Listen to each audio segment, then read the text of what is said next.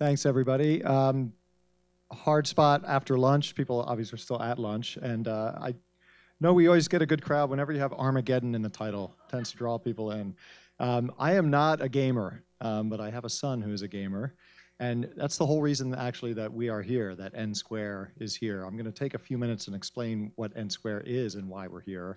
I'm going to take a few more minutes and explain just some basics about quote-unquote nuclear security, nuclear weapons, nuclear risks, threats, and so on.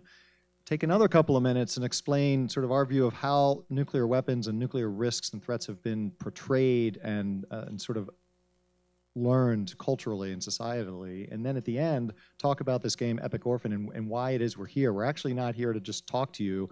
We want to hear from you. We want to understand what you think about this topic, this issue. I mean, the entire conference is about social issues and change and how gaming and how design can perhaps evoke and get people to involve themselves.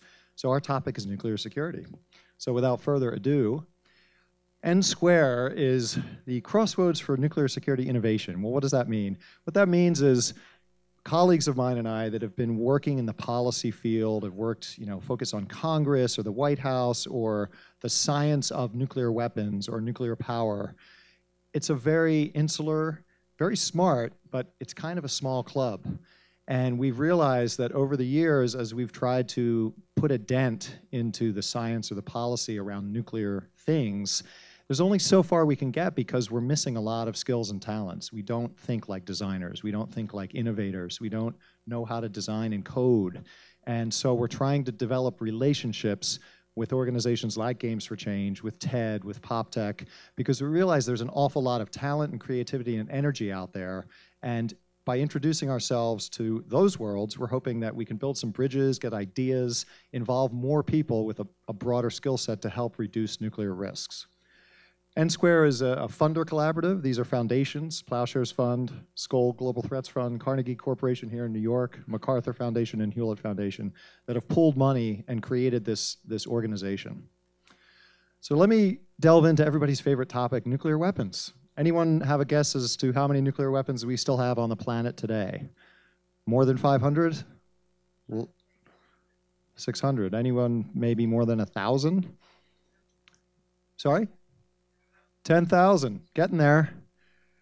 We have about 16,000 weapons on the planet today. Now, the good news is we used to have about 70,000 as recently as the late 1980s. Through a variety of arms control efforts and even just recognition that the world has changed since the end of the Soviet Union, these numbers have come down dramatically. But when you consider, and in a moment I will show you what just one nuclear weapon can do, this is 16,000 too many. Russia and the United States, sort of the original parties, the original founding fathers, if you will, of the nuclear age, we own most of them, nearly all of them. France, I think mostly for vanity and pride, they still have their own nuclear weapons. They have about 300 of them. China, roughly the same, 250. The UK has 225 nuclear weapons. Not sure why. You might want to ask yourselves that as well. Who are they threatened by with nuclear weapons? But there you have it. And then the newer members of the club, Pakistan and India, which first tested in the late 90s, are continuing to build and produce the plutonium and the uranium that we use to make nuclear weapons. They each have north of 100 weapons and planning to build more. Israel, which is sort of the worst kept secret in the world, they will not confirm nor deny that they have nuclear weapons, but it's pretty commonly, the consensus is yes, they do, and the consensus is they probably have about 80 of them. And then finally, everyone's favorite butt of a joke, North Korea, which first tested a weapon in 2006. Best estimates today are they probably have about 15 devices. These aren't weapons necessarily that you can put on a missile and fire somewhere. They're probably the size of a bread truck. I mean, they're in the infancy of their nuclear age, but that doesn't mean they're still not dangerous. But when you see a map like this and these numbers, it's very abstract. And I sort of felt this way in my early career too. I'm like, oh, nuclear weapons. I saw pictures of bombs exploding and the movie War Games in the 80s and the day after in 1983, which many of you weren't even alive yet, it captivated the nation for the better part of a week to watch this television show about what happened if there was a nuclear war. Until one day when I was working at the Department of Energy on cleanup from nuclear weapons, and I went to the Nevada test site. If you've ever been to Vegas, maybe for a games conference, maybe just to have fun, about 70 miles northeast of Las Vegas is the Nevada test site where the United States tested nearly 900 nuclear weapons. And this little hole in the foreground there, it's not so little, is called the Sedan crater. This was a pretty small nuclear weapon. This was about 100 kilotons. And if you look down in the lower right there, there's a little notch, and there's actually an observation deck. They have this wooden deck you can stand on, and they have a sign there that says how far across it is, how deep it is, 104 kiloton weapon. Side note, most weapons today that are in the arsenal about 350 kilotons. And this is the hole that it made, okay? So 1,200 feet across. It's about 4 football fields, 330 feet deep. That's the Sedan crater. When I went there and I stood at the edge of this thing, I finally realized what I was working on, what I was dealing with. It wasn't an abstraction anymore. It was real. This is the building we're in, Parsons School of Design, New School University. I think it's about 12 stories high. It's a few hundred feet across. Could get 5 or 6 of these in that hole. So just let that sink in for a minute. This is what we're talking about. We're not talking about something in a movie. This is the reality of the scale of what one nuclear weapon can do. Luckily, we're not at the Nevada test site. So with that downer, I want to talk a little bit about how nuclear weapons have been thought about, how they've been treated in movies, in popular culture. I mean, soon after the end of World War II and in the 50s, the big movie was Godzilla, right? Godzilla was this big monster, just one of them, born of radiation, born of this sort of contamination from nuclear weapons. And so that was sort of the theme for a long time as well. There could be these weird mutants, if you will. But then over the years, we saw different things happening. We saw themes like James Bond movies, where it was the US and the Soviet standoff. Or maybe there was one sort of like a specter, right? There was these crazy criminal organizations that could get their hands on nuclear weapons. So it wasn't about the weapons being the problem, it was about who had them. Because really, they're okay, right? It's okay that we all have weapons, or the good guys have weapons. Today, more recently, weapons you see in films in the 90s, well, what do they protect us from? They protect us from aliens. Aliens are coming to get us. Let's go up there, and the only thing that will take that alien out is a nuke. So we better keep on, hang on to them. Or meteors. There's a meteor coming toward Earth, right? Let's get those space cowboys and send them up there and put a nuke on the meteor, and it'll save us. So over the decades, even though the frames and the narratives changed a bit, ultimately, deep down inside, hanging on to the weapons was still the right thing to do. I mean, it was not about the weapons being the problem, it was about who had them. Just the bad guys we need to worry about. And today, who are our favorite bad guys? North Korea? Iran? Terrorists. But a funny thing happened about a decade ago. In the Wall Street Journal, which I don't read as a daily thing, but very centrist, very elite, sort of established media. 4 elder statesmen of US security, George Shultz, Sam Nunn, senator from Georgia, Henry Kissinger, of all people, the real life inspiration for Dr. Strangelove, if you've ever seen that movie, and Bill Perry, former Secretary of Defense, 2 Republicans, 2 Democrats, wrote a very thoughtful and compelling op-ed in the Wall Street Journal. And I'll sort of cut to the chase. They basically said, look, nuclear weapons, their proliferation is a problem, the spread of weapons, and ultimately the only way to end the risk that they present is to get rid of them. Now I underscore their and them. They were talking about the weapons themselves being the problem. Like a disease, it's not, oh, the person that has polio is the problem, it's polio. And so this was a sea change in the way that people in my world thought about nuclear weapons, that it's not the good guys, not the white hats and the black hats, it's the actual weapons that are the problem. So recognizing that and being very inspired by that, just want to play 1 or 2 clips for you, and I forgot to set my timer. Am I still doing okay on time? Besides who has the weapons and who may use the weapons, there's another whole element that make these dangerous. Just bear with me. This is Eric Schlosser. If any of you know Food Inc. or Fast Food Nation. Eric's an investigative journalist, has done some really compelling work on a variety of social issues. Oh, and I forgot, I can use the clicker here. So let's hear something he has to say about nuclear weapons. At the official Pentagon list of how many serious nuclear weapons accidents we've had, the Pentagon refers to them as broken arrows. That list includes, I think, 33 serious accidents. And when you look carefully at the list, in some of those broken arrows, there was no possibility of the weapon fully detonating because it wasn't fully assembled. And yet I got a document through the Freedom of Information Act that listed more than 1,000 nuclear weapons accidents just from 1950 to 1968. And many of those were far more serious and far more dangerous than some of the ones on the Pentagon's official list. So we don't really know, and I don't know that we'll ever know the actual number of nuclear weapons accidents. But I feel confident in saying it's a lot larger number than 33, and that we were very, very lucky to make it out of the Cold War without one of our weapons detonating either in the United States or in Europe and destroying a major city or destroying much of an entire state. So it's the weapons themselves that are the problem. Not only the fact that countries and human beings have them, but these are very sophisticated machines. And our track record as human beings with sophisticated machines isn't all that great. I mean, aviation safety has come a long way. It's not perfect. Trains, planes, automobiles, the consequence of a nuclear weapon detonation, if you recall the picture, is very high. It might be a low probability, but the consequence is high. And so that's why N Square and the organizations behind it are interested in reducing those risks as much as possible. Now, the reason we're here, and this is really where I'm interested, and I know it's not really a Q&A type format, but if you have ideas or thoughts, if we have time for that, that'd be great. If not, please come see me or my colleague, Carl Robichaux from the Carnegie Corporation.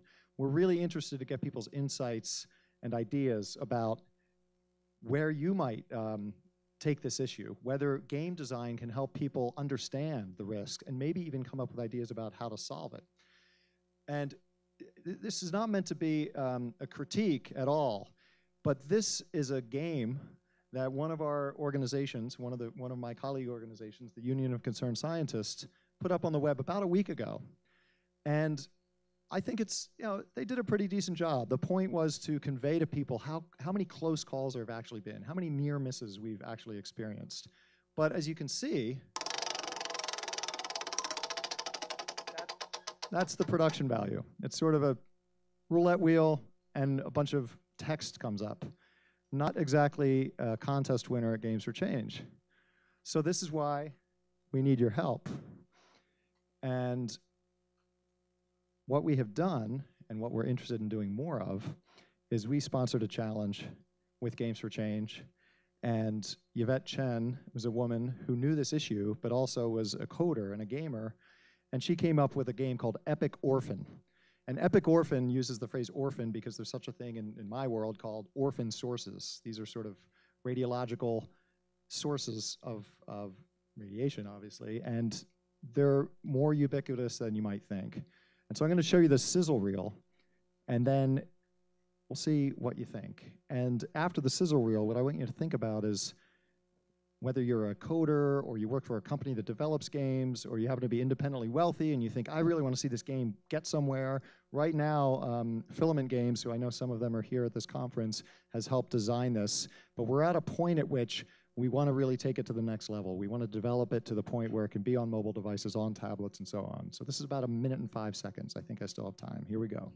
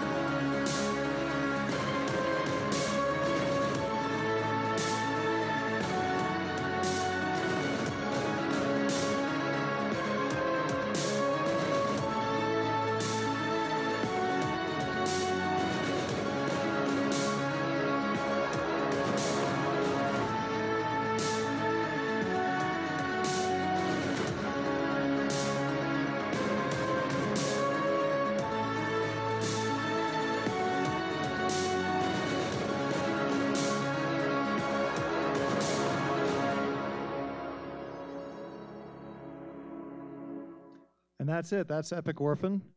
I want to leave you with one last thought. For those of you that were in the plenary earlier this morning, Eric Huey was the second speaker, I believe. And I was really interested to learn that the gaming industry in the United States each year is about, what did he say, $23.5 billion, right?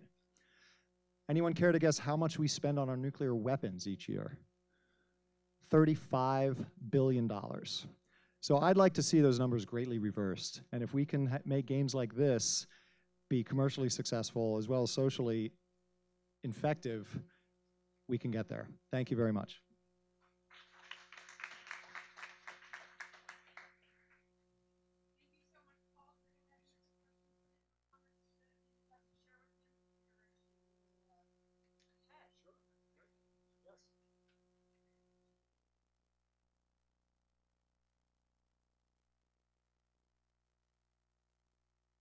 I would say it's twofold. The first challenge.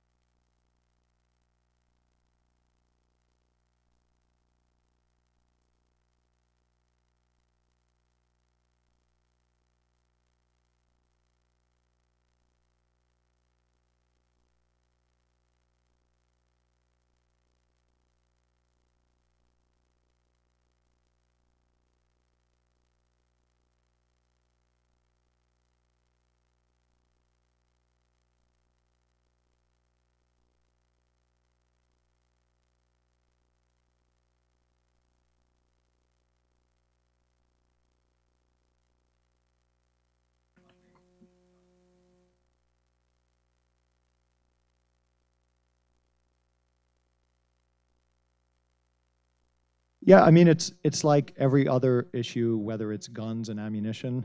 There are companies that make guns and ammunition, so they have a vested interest in it. Same thing with cigarettes, same thing with alcohol, same thing with marijuana. And so the vested interests with respect to uranium milling and mining, warhead and missile design, it's the same. It's a challenge. But I would say, increasingly, those big corporations, and particularly the defense contractors that may profit from nuclear weapons, it's a shrinking share of what they do. Kevlar, Humvees, things like that, more conventional weapons are actually larger. So that's a good trend. Yeah.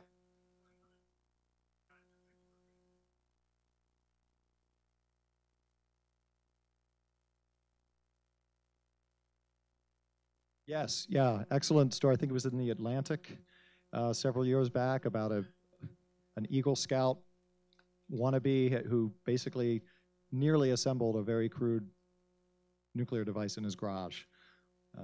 Yeah. So, yes.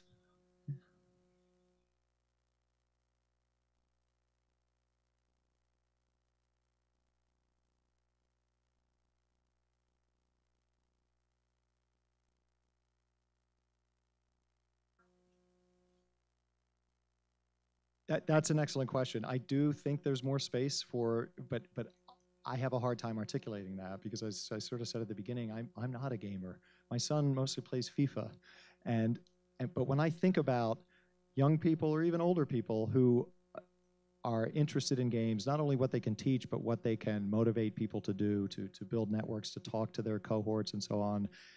As we've seen from other examples and other speakers I've heard about how games can impact culture and cultural, I guess, perspectives is maybe the way to think about it. This isn't something that's going to change in a year or two. This, any kind of a cultural change or attitude is a generational one. So I guess if I was talking to television producers in LA or filmmakers, I think our pitch would be, the next time you make some adventure or post-apocalyptic film, don't make the nuke the thing that saves us. Make it the thing that threatens us. And I think the similar theme with games is, yes, you want to populate the games with sort of the understanding, but also, I think it's, I'm going to get the name wrong because I'm such a newbie. Metal Gear Solid. I think the latest version is about sort of multilateral nuclear either. Either you get them all or you get rid of them all. And that's sort of the win state. So something like that I find really compelling.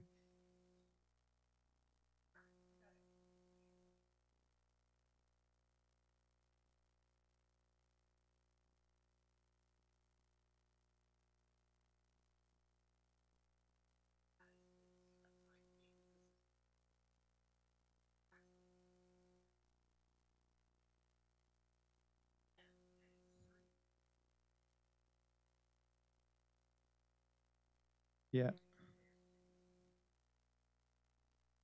So the question is whether N Square is partnering with other game developers or companies. I mean, short answer is yes, but we're just beginning to. And also the idea is the model of eco, which is as a player, you're maybe confronted with a decision of you may have to use one, but the consequence is something you have to consider. And again, these are things that this is one of the core missions of N Square is to even have these conversations. It's the reason I'm here. It's the reason Carl's here is to introduce ourselves to all of you. I'm really curious to learn more. So I think those are all great ideas.